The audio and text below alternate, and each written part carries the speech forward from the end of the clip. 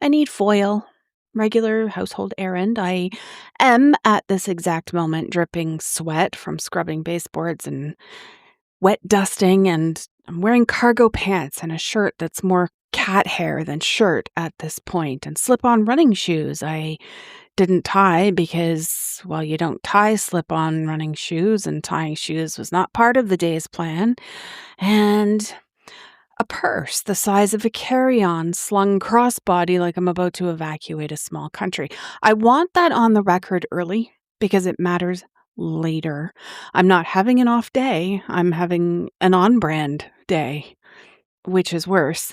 I'm standing in the aisle deciding between the foil that's extra heavy duty and the foil that's just, foil. Like there's a foil for special occasions when really the only special occasion happening is the one where I haven't looked in a mirror since 7 a.m. and don't plan to. I get the parchment paper too. Efficient trip, okay? And I turn to head back up the aisle. And a kid, early 20s, honestly, not a bad-looking kid, kind of face that has clearly never had a mortgage, walks toward me and says, "Excuse me." You're listening to Unbound, off script. No outlines, no safety nets, just Beth Curry talking about whatever the hell she wants, or whatever the hell you've asked her to uncover. It's unfiltered, it's unpredictable, and it's officially started.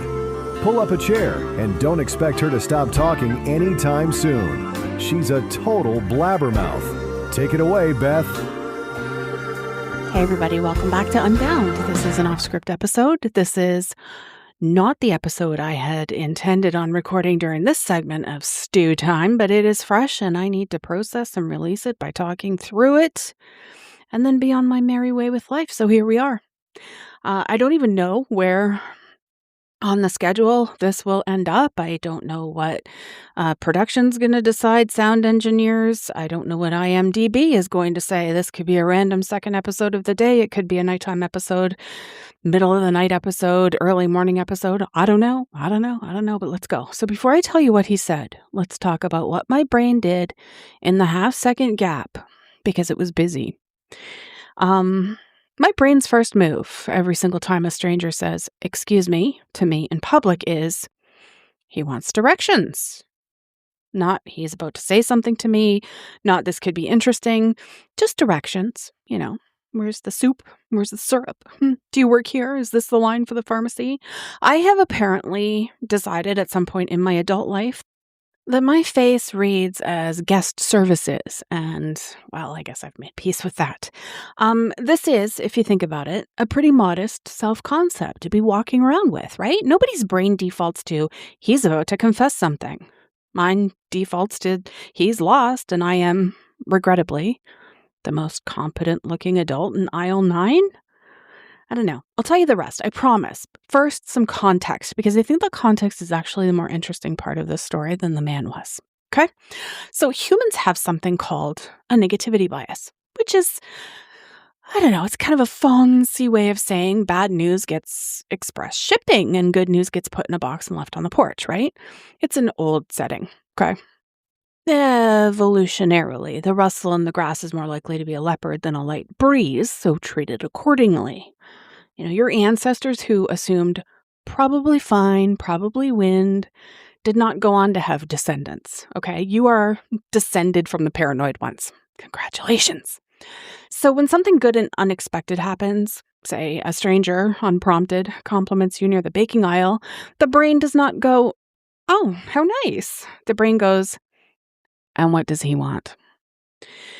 That used to be biology, right? And now it's biology plus the internet, I guess, which is genuinely unfair combination to be dealing with at the same time as trying to buy foil, okay? Because here's the world we live in now. Prank channels where the compliment is bait and the humiliation is the content, right? Guys who film women's reactions without asking for views. Maybe a scam. Scams that open with flattery, specifically because flattery is a lock-picking tool for your guard, basically. Somewhere in the last decade, a stranger said something nice to me, quietly moved from the good day column into the am I being filmed column, right? So if your first internal reaction to a compliment is, what's the angle here?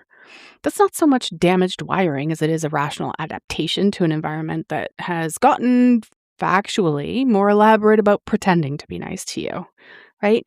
You've just been trained by a decade of nice thing equals gotcha to expect the gotcha. Right? Your skepticism has been doing its job. It's just occasionally on shift where there's no actual threat, like a smoke detector that goes off because you made toast, right? So think about how much retraining that actually requires, too. Okay. There used to be a time when a stranger saying something nice to you was just a stranger saying something nice to you, right? Full stop. No follow up investigation required. Now we've all kind of quietly become part-time fraud analysts, right? Like somebody compliments your photo online and your first move is to reverse image search their profile picture because you don't know. Someone's a little bit too nice in the comment section and your first thought is bot or lonely guy. Please advise. I don't know. We didn't choose to develop this skill set. It just kind of got installed on us the way that updates get installed on your phone, right? Like overnight and without consent. And now it just kind of runs in the background, whether you want it to or not, right? So by the time an actual real in-person human being says something nice to your actual real in-person face, your fraud analyst brain doesn't know what department to route it to, right? There's no form for this one might be genuine. The form only has boxes for scam, prank, or content, right? So genuine kindness delivered in person by someone with nothing to gain is basically an error message. The system doesn't recognize the file type at all. So, fine, here's what happened. Excuse me. I say yeah, because I am apparently contractually obligated to be helpful to strangers. A personality trait I didn't choose and can't return. And he says, I'm sorry. I just find you really attractive. Now I want to walk you through my response in real time because I do not think it was my best work, but it was fast and I respect speed. I said, I'm old enough to be your mom, which is true, which is also in hindsight not really an answer to what he said. It's, I don't know, more of a legal disclaimer. Like when a commercial says results not typical, I was basically putting a disclaimer on myself in the middle of the store. He says, but are you married? I say yes.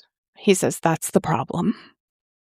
Which, I want to be clear, is an insane thing to hear a stranger say to you out loud with his whole chest in a grocery store near the foil. Like he'd done a cost-benefit analysis and the marriage was the only line item holding him back. Not the 50 years, not the mortgage energy I guess I radiate. The marriage. So I said, I'm also 50.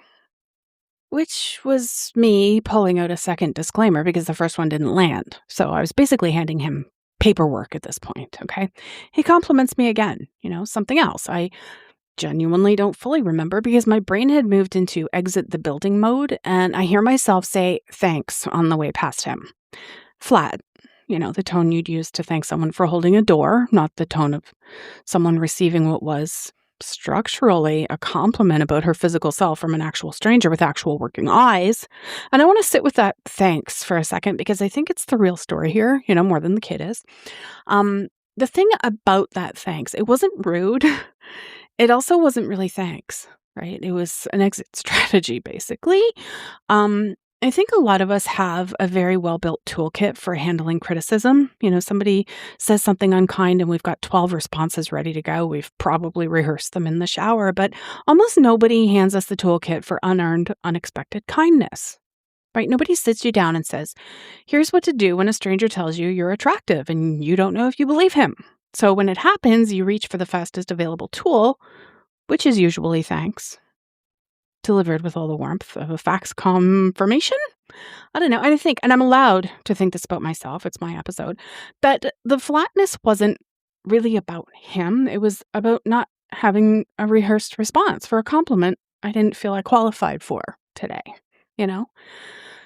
Because the part I haven't said yet, I was feeling about as physically low as I get right then, Not looking for sympathy, just stating it for the record, the way that you'd note the weather. And here's something almost insulting about the timing of it, that a stranger using his own two eyes in person in real lighting on a day I would have voted against being seen by anyone at all looked at me and thought, that's worth saying out loud.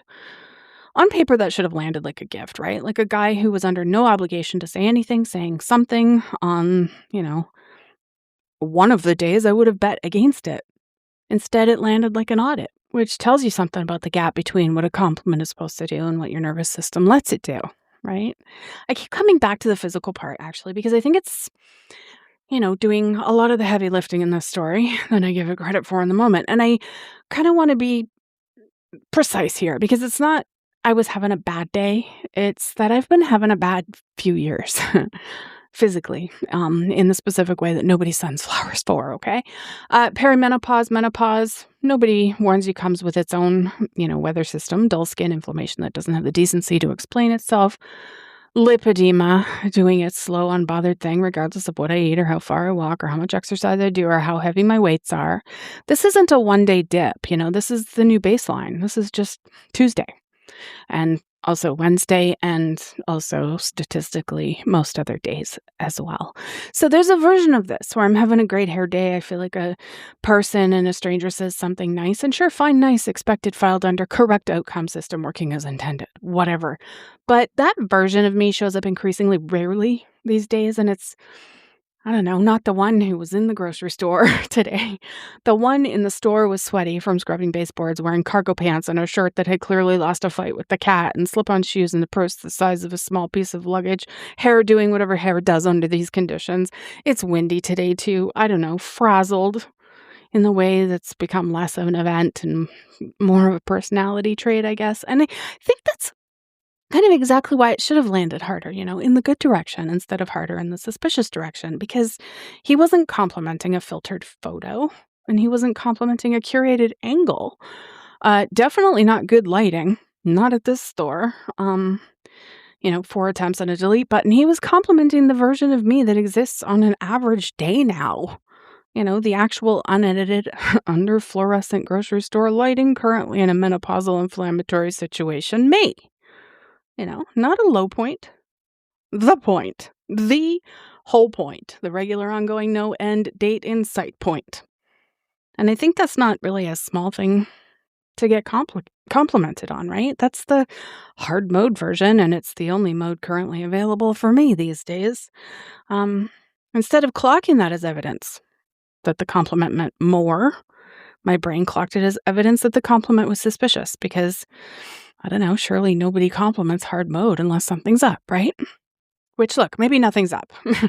Maybe a guy just saw a woman he thought was attractive, cat hair, cargo pants, unlace shoes and all. And being early 20s and apparently unfamiliar with the concept of consequences, he chose to say so.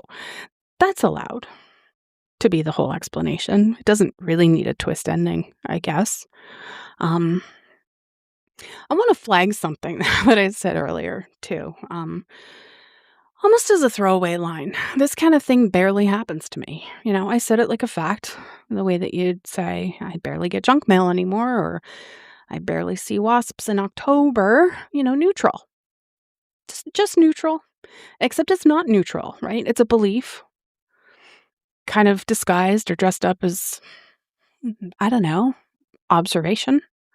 And I think that a lot of us, especially past a certain age, especially women, especially the ones who've spent a couple decades being useful instead of being looked at, get handed a quiet cultural memo somewhere along the way that says that particular kind of attention has an expiration date and yours already passed.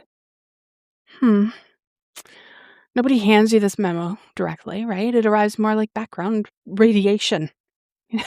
A million small cues, that add up to like this working assumption, I guess. This is not a thing that happens to me anymore. And if it does happen, it's an error to be corrected and not a fact to be enjoyed. It's pretty sad. I don't know. So when, the actual event breaks the actual rule you'd quietly written for yourself, the brain doesn't file it under nice moment, log it, move on. Right? It files it under anomaly. Does not match expected pattern. Please investigate. That's why my first move wasn't pleasure. It still isn't to this very second. It was like an audit of the entire scenario. Is this real? Is this a bit? Is my son involved?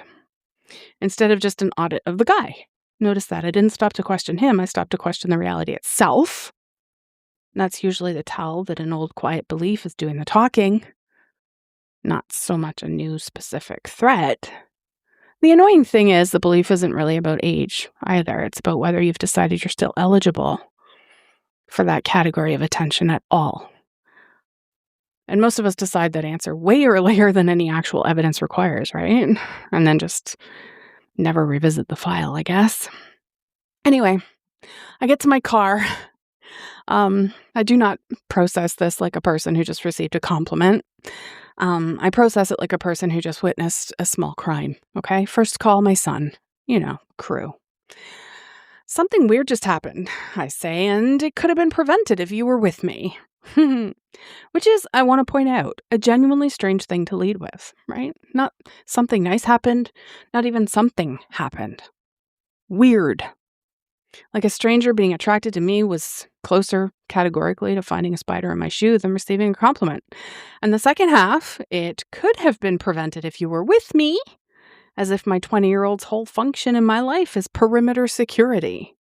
Which, to be fair, is not a role crew has ever explicitly signed up for, but based on my phone call, apparently one he now holds. I should also mention, because the timeline here is genuinely funny to me in hindsight, that roughly 15 seconds before making this call, my brain had briefly floated the theory that Crew himself was somehow behind this whole thing. He had no idea where I was going when I told him I was leaving the house. My son, 20, known prankster, guy who has historically orchestrated things, and then, having privately investigated my own child and cleared him, my very next move was to call that same child for comfort and backup, as if he hadn't just been a person of interest. I did not mention the suspicion to him. Some things you just keep for the podcast, I guess, right? So I tell Crew the whole thing. The excuse me, the mom line, the that's the problem, the 50. He laughs appropriately. He does not, notably, ask if I'm okay, which tells you he correctly clocked this as a funny story and not a crisis. Good read. Also mildly insulting, but good read, Crew. Here's the thing. I haven't told my husband, by the way. Not yet. Not because it's some big secret. It's a grocery store, right? It's not an affair. But because I genuinely don't know what sentence to open with. Hey, so while buying foil is not really a sentence, I guess, that ends anywhere good, tonally, so it's sat in the vault for now, which incidentally is where I keep most of the compliments I get, I guess, unopened in a vault, pending further investigation. I did tell one other person, though, this other guy who's a fixture in my life, not my husband, more of an unhusband. And I bring him up because his reaction was honestly the more useful data point of the whole day. I told him the story, expecting sympathy or outrage on my behalf, or at minimum, a wow, that's wild. And instead he gave me grief. Because that's what he does. Grief about my confidence, and then because apparently he'd been sitting on a whole prepared statement, I guess, he laid it out like a closing argument. First, maybe consider the simpler explanation. 50 isn't old to someone in their 20s the way it used to be. Plenty of younger adults genuinely find confident, attractive older women appealing. Maturity, style, confidence, whatever the ingredient is. Attraction just isn't combined to people the same age, which, fine, sure, fair. I did not need the lecture, but noted. Thank you very much for that. Second, and this is the one that actually got me, he pointed out that I immediately handed the kid 2 reasons he shouldn't be interested, my age and my marital status, and the kid only pushed back on one of them. He didn't say you're not too old. He said that's the problem about the marriage, specifically, which, per my resident analyst, is consistent with someone genuinely shooting his shot, not someone trying to embarrass me. Nobody workshops joke around your marital status. That's not where the punchline would go, right?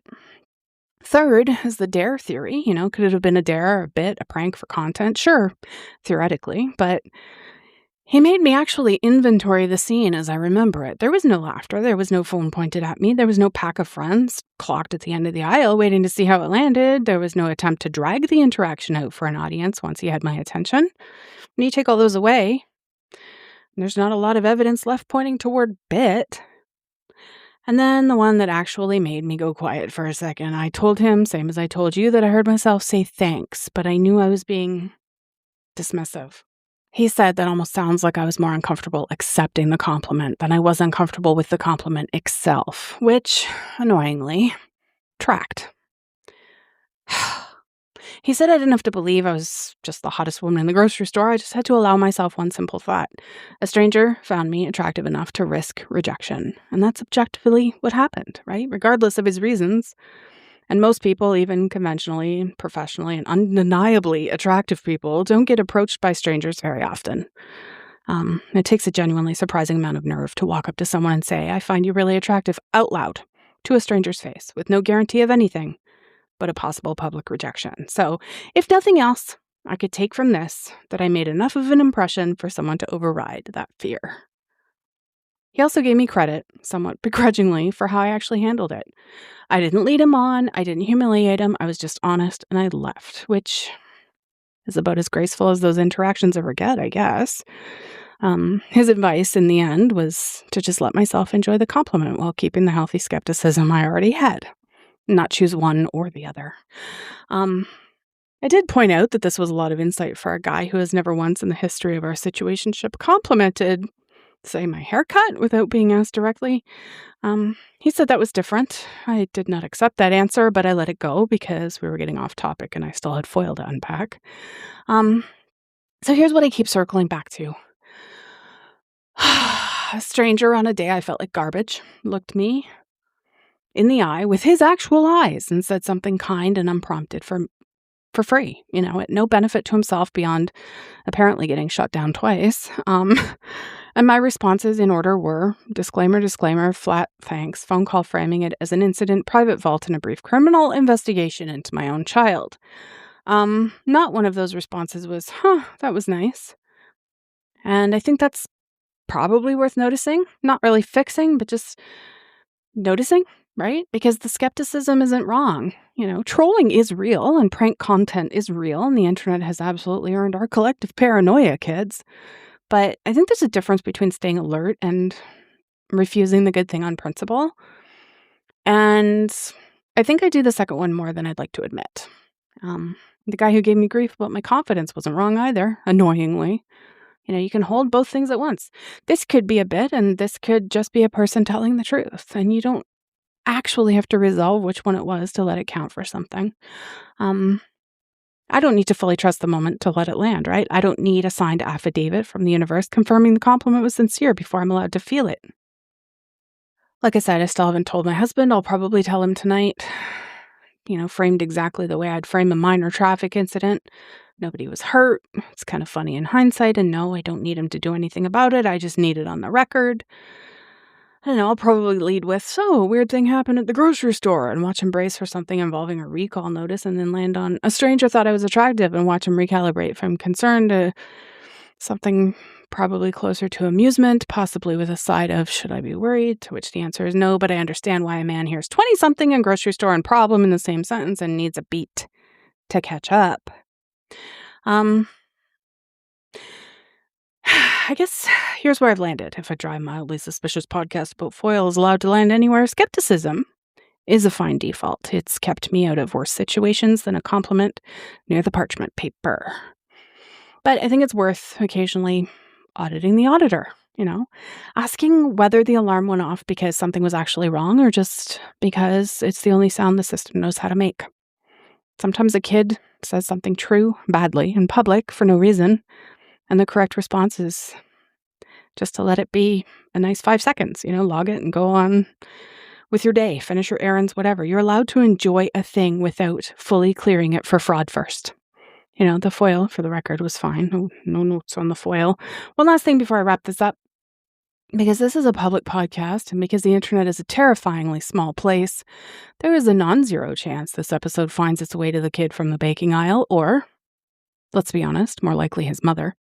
If you are that kid, or if you're that kid's mom currently wondering if her son is out here shooting his shot near the foil, first of all, points for bravery. Little heavy on the execution, but solid confidence. Second, your mom raised a polite guy who isn't afraid of eye contact, which is rare enough these days. It deserves a quick mention on the record. If you're listening to this right now, I still have the parchment paper. It's working fine. I hope you found whatever you were looking for, and I hope the next woman you approach isn't currently sweating through her clothes and carrying a tote bag full of baseboard cleaner and running a background check on you in her head. And if Crew is somehow behind this after all, I want it noted for legal purposes that I called it before I called him. And that brings us to the end of another episode of Unbound Off Script. Someone eventually had to pull the plug because, as you know, Beth will happily keep talking until the sun goes down. Thanks for listening, and we will see you whenever she finally runs out of things to say. I'm Rob, she's a blabbermouth, and we're out.